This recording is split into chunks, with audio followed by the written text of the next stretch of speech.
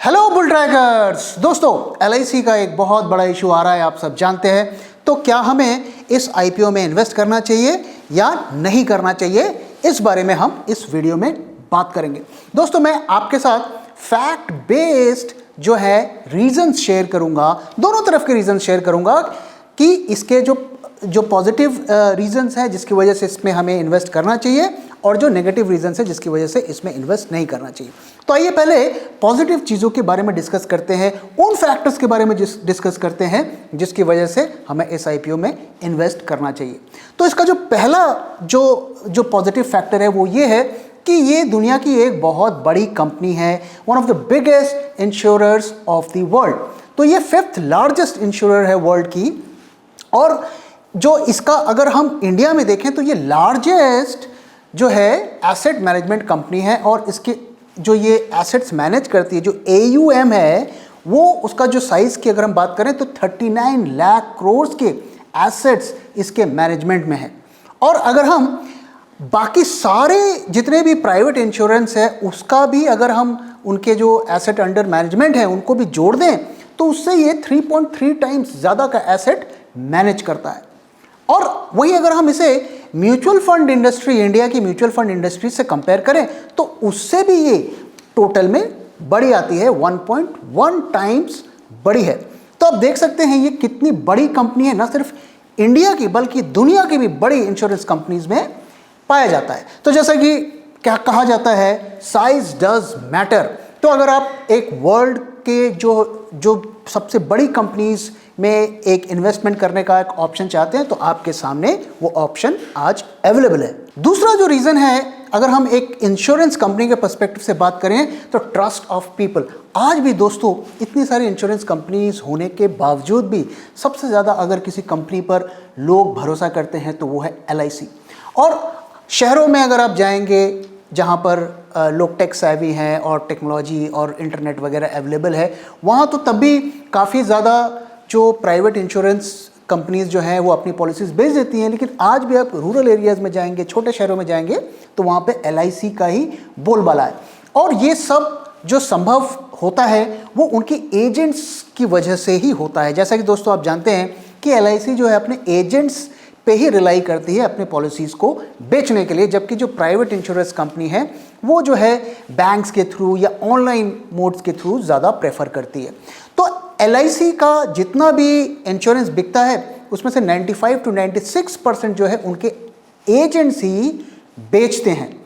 और अगर हम इनके टोटल एजेंट्स की बात करें तो 13.5 लाख जो एजेंट्स हैं और पूरी दुनिया में वो फैले हुए हैं। और एक तरीके से आप देखिए तो LIC इतने सारे लोगों को रोजगार भी देता है। तीसरा जो रीज़न है कि दोस्तों, जैसा कि आप जानते हैं कि LIC जो है बेसिकली एसेट मैनेजमेंट कंपनी है, तो इनका जो इन्वेस्टमेंट, इनका जो पैसा ये जहाँ जहाँ इन्वेस्ट करते हैं वो काफ़ी सेफ इंस्ट्रूमेंट्स या इन्वेस्टमेंट ऑप्शंस में ये पैसा लगाते हैं। तो पैसे डूबने का खतरा तो रहता है, हर जगह रहता है, लेकिन काफ़ी कम रहता है। तो अगर मैं इनके इन्वेस्टमेंट की बात करूं तो LIC का 14.8 लाख करोड़ जो कि 37.45% बनता है वो सेंट्रल गवर्नमेंट सिक्योरिटीज़ में लगाया हुआ है।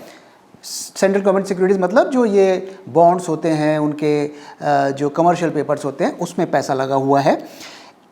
9.74 लाख करोड़ जो कि 24.62% होता है, ये उन्होंने स्टेट गवर्नमेंट के जो वेरियस सिक्योरिटीज़ में पैसा लगाया हुआ है। और अगर हम इक्विटीज़ की बात करें जहाँ पे थोड़ा ज़्यादा रिस्क रहता है तो 9.78 लाख करोड़ इनका इक्विटी में है, और ये बनता है करीब 24.78% ऑफ देयर टोटल इन्वेस्टमेंट। तो आप देख सकते हैं कि जो ज़्यादातर पैसा इनका सेफ इंस्ट्रूमेंट्स में ही लगा हुआ है, और सेंट्रल गवर्नमेंट और स्टेट गवर्नमेंट के जो सिक्योरिटीज़ होते हैं, बॉन्ड्स वगैरह होते हैं, ये एक तरीके से गारंटीड होते हैं। इसमें गवर्नमेंट की गारंटी होती है, स्टेट गवर्नमेंट की और सेंट्रल गवर्नमेंट की। तो एक बड़े तौर पर इनका पैसा डूबने के चांसेस जो हैं कम रहते हैं। चौथा रीज़न, स्टेबल इनकम स्ट्रीम, यानी कि इनको जो इनकम आता है वो एक तरीके से स्टेबल बिजनेस मॉडल है। तो अगर हम इस साल यानी कि FY22 के आधे साल का अगर हम फिगर्स को देखें तो इन्होंने जो टोटल प्रीमियम कलेक्ट किया अपने इंश्योरेंस बिजनेस से वो 1.87 लाख करोड़ का इन्होंने इंश्योरेंस प्रीमियम कलेक्ट किया। वही अगर इनके जो फिक्स्ड इनकम जो इनको आती है, जैसे कि इंटरेस्ट, डिविडेंड और रेंटल इनकम, उसको अगर देखें तो वो भी साइजेबल है। 1.27 लाख करोड़ का इनको अदर सोर्सेज से इनकम होती है। और जो इक्विटी से जो इनकी इनकम रही, इक्विटी इन्वेस्टमेंट से, वो थी 23,200 करोड़ के आसपास। तो आप देख सकते हैं जो इनके रिस्की इन्वेस्टमेंट हैं वहाँ पर ज़्यादा डिपेंडेंसी नहीं है। ज़्यादा जो इनका जो इनकम आ रहा है वो इंश्योरेंस और फिक्स्ड जो इनकम है उसके थ्रू ही आ रहा है। तो आप देख सकते हैं कि एलआईसी के पास एक स्टेबल बिजनेस स्ट्रीम है। इसके साथ ही मैं एक और इंटरेस्टिंग फैक्ट आपके साथ शेयर करता हूं कि एलआईसी के पास 20,000 करोड़ के अनक्लेम्ड इंश्योरेंस है, यानी कि वो इंश्योरेंस जिसके मैच्योर भी हो गया है और कोई लेने नहीं आया। दोस्तों, जैसा कि आप जानते हैं हमारे देश में बहुत से जो हैं पुअर लोग हैं, गरीब लोग हैं, वो भी थोड़ी बहुत बचत करके एलआईसी की पॉलिसी खरीद लेते हैं। वो ज़्यादा पढ़े लिखे नहीं होते हैं, उनके पास पॉलिसीज़ को संभाल के रखने का कोई जगह भी नहीं होती है, तो कई दफ़े पॉलिसी खरीद लेते हैं, गद्दे के नीचे रख लेते हैं, छप्पर के ऊपर रख लेते हैं, बाढ़ आती है, आग लग जाती है, या वो जीवित नहीं रहते हैं, तो वो पॉलिसी एक तरीके से लॉस्ट हो जाती है। उनके पास इतनी समझ भी नहीं होती है कि किसी को वो नॉमिनी बनाए या उसकी प्लानिंग कर सकें। तो इस तरीके की जो प्रीमियम है एलआईसी ने डिक्लेयर किया है कि करीब 20,000 करोड़ के अनक्लेम्ड जो प्रीमियम्स हैं उनके पास एक्यूमुलेट हो गए हैं। और मैं तो कहता हूं मोदी जी को ये पैसा तुरंत लेकर अपने अकाउंट में, यानी कि पीएम केयर्स अकाउंट में डाल देना चाहिए। पांचवा रीज़न जिसकी वजह से हमें इसमें इन्वेस्ट करना चाहिए वो ये कि दोस्तों, जैसे कि मैंने बताया, एक बहुत बड़ा इशू है और इसके पूरे चांसेस हैं, ऑलमोस्ट गारंटीड है कि जब ये लिस्ट होगा तो मोस्ट वैल्यूड कंपनी बन जाएगी, डिपेंडिंग अपॉन कि क्या आईपीओ प्राइस होता है और किस प्राइस पर लिस्टिंग होती है। लेकिन इसके पूरे आसार हैं कि इंडिया की मोस्ट वैल्यूड कंपनी बन जाएगी, और जिसकी वजह से इसके चांसेस बहुत स्ट्रांग हैं कि ये एफटीएसई जो यूके का इंडेक्स है उसके वर्ल्ड इंडेक्स में शामिल हो जाए और साथ ही एमएससीआई वर्ल्ड इंडेक्स में भी शामिल हो जाए।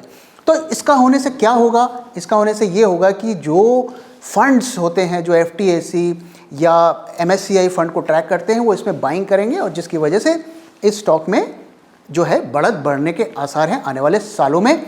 और क्या ये सेंसेक्स में ऐड होगा? इसका चांसेस अभी तक जो डेटा अवेलेबल है उसके हिसाब से इसके चांसेस नहीं है।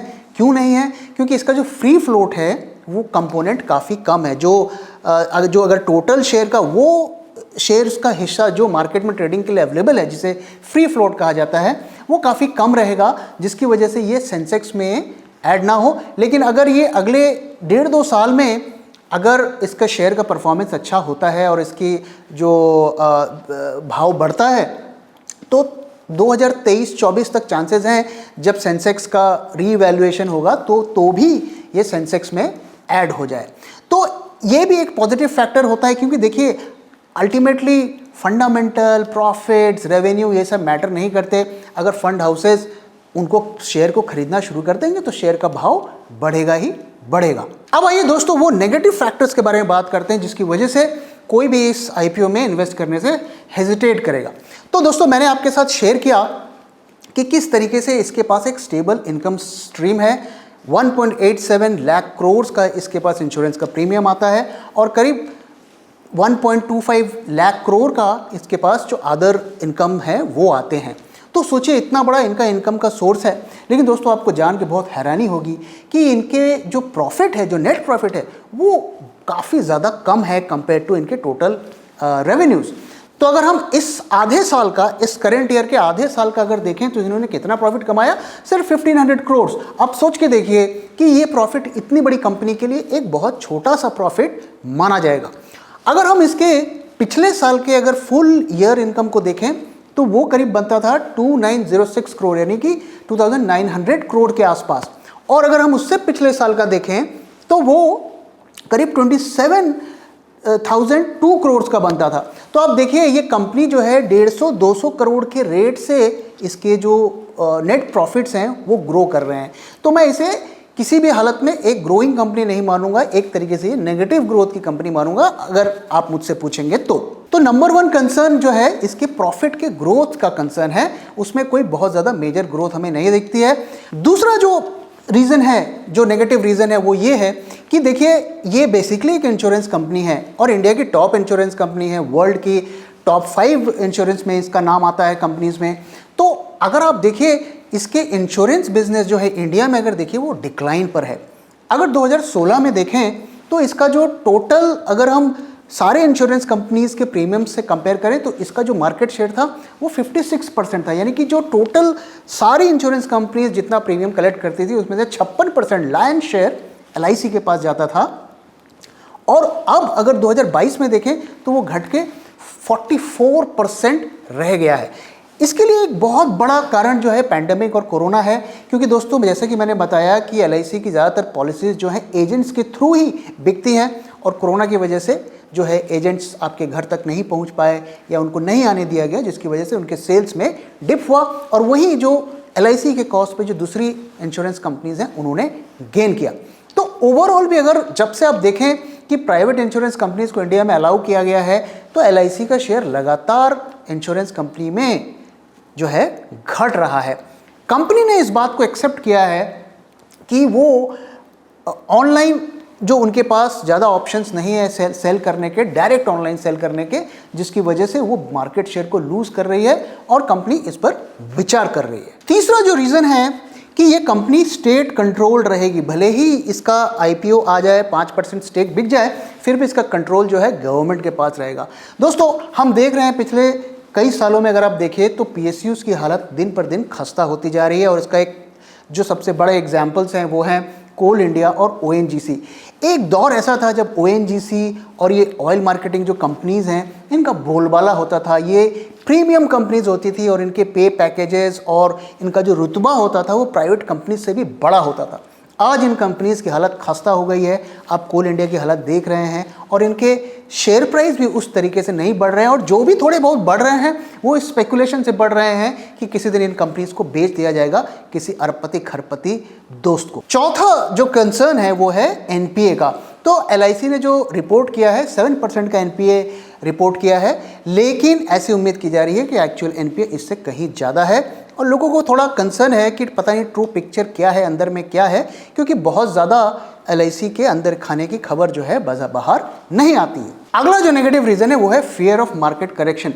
दोस्तों पिछले दिनों आपने देखा कि बाजार किस तरीके से गिरा, हालांकि इंडेक्स में उस तरीके से गिरावट नहीं दिख रही है, लेकिन ज़्यादातर लोगों के पोर्टफोलियो जो है नेगेटिव में दिख रहे हैं, क्योंकि जो स्टॉक्स आउटसाइड ऑफ इंडेक्स हैं उसमें काफ़ी ज़्यादा गिरावट हो रही है, जिसकी वजह से एक लोगों में फियर भी है कि अभी वो उसमें पैसा लगाएंगे और फिर बाजार में गिरावट हो जाएगी तो उनके जो वैल्यू का काफ़ी ज़्यादा लॉस होगा। और हमने देखा कि इस तरीके से पेटीएम के IPO का हुआ तो उसका भी एक फियर लोगों के मन में है कि कहीं इस IPO का भी वही हाल ना हो। तो दोस्तों इससे पहले कि मैं अपना व्यू इस IPO के बारे में शेयर करूं, मैं इस IPO से रिलेटेड कुछ और इन्फॉर्मेशन आपके साथ शेयर करना चाहता हूं। दोस्तों अगर जो करंट फिगर्स हमारे साथ अवेलेबल हैं उसको हम बिलीव करें उस पर, तो ये IPO अब तक का लार्जेस्ट IPO होगा हमारे इंडिया के हिस्ट्री में। और government of India 5% of stake बेचकर जो है 60 to 75,000 रुपीज़ अर्न करना चाहती है इस IPO के स्टेक सेल से।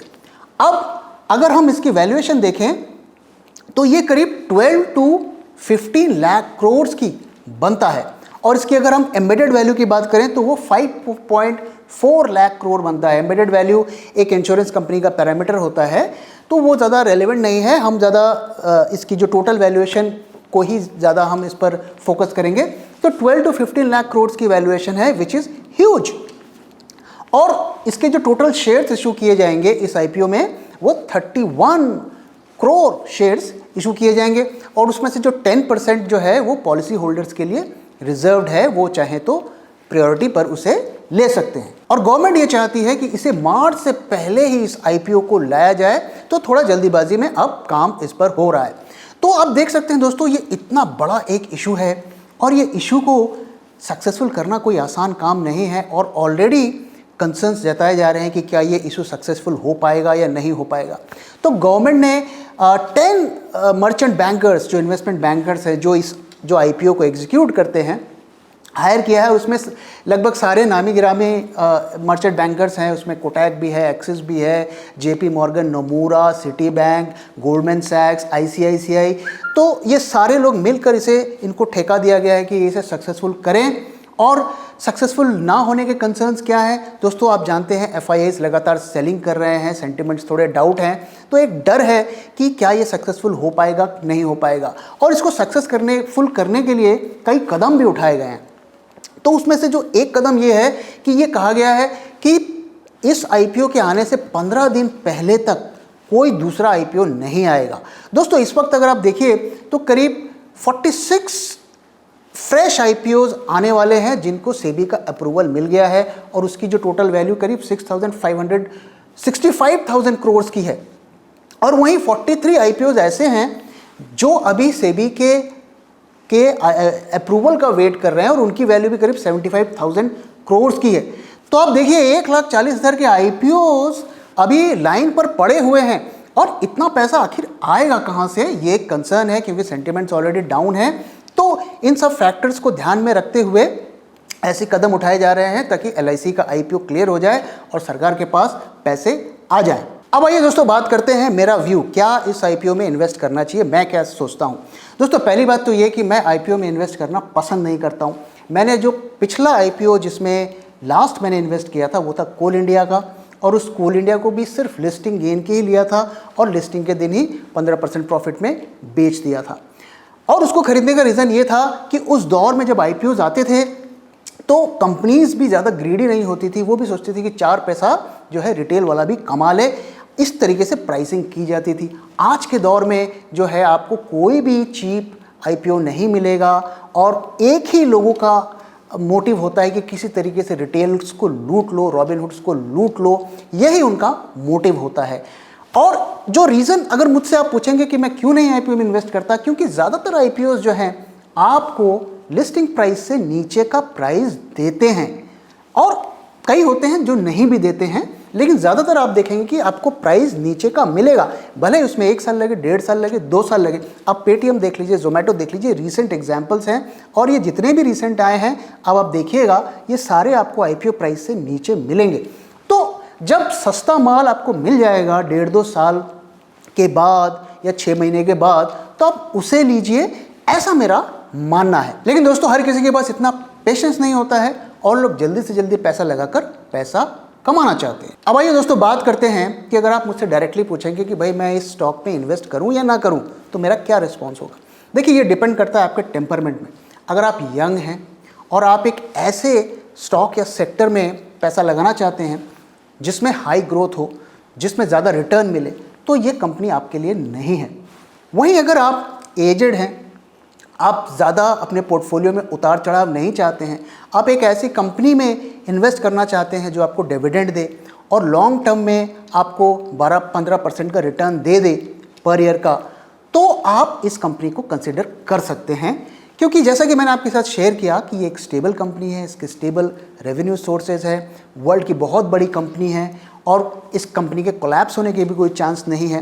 लेकिन दोस्तों एक चीज़ आपको ध्यान में रखना पड़ेगा कि अभी आने वाले टाइम में बाज़ार में गिरावट होने का चांसेस हैं, तो ये आपको नीचे के लेवल पर भी मिल सकता है। लेकिन अगर आप वेट नहीं करना चाहते हैं और आपके जो है 25-30% के फॉल आपको बॉदर नहीं करता है, तो बेशक इस आईपीओ में आप पैसा लगा सकते हैं। और अगर दोस्तों आप मुझसे पूछेंगे कि मैं इस आईपीओ को कितना रेट करूंगा, तो मैं इसे 6 और 7 के बीच में, प्रोबेबली 6.5 या 7 रेट करूंगा, और मैं जानना चाहूँगा कि आप इस आईपीओ को कितनी रेटिंग देंगे। तो दोस्तों इसी के साथ मैं इस वीडियो को यहाँ पे ख़त्म कर रहा हूँ। आशा करता हूँ आपको ये वीडियो पसंद आया, और पसंद आया है तो प्लीज़ वीडियो को लाइक करिए, अपने दोस्तों के साथ शेयर करिए, और हमारे चैनल को सब्सक्राइब करिए। Thank you very much for your time दोस्तों। फिर मैं जल्दी आऊँगा एक नए वीडियो के साथ।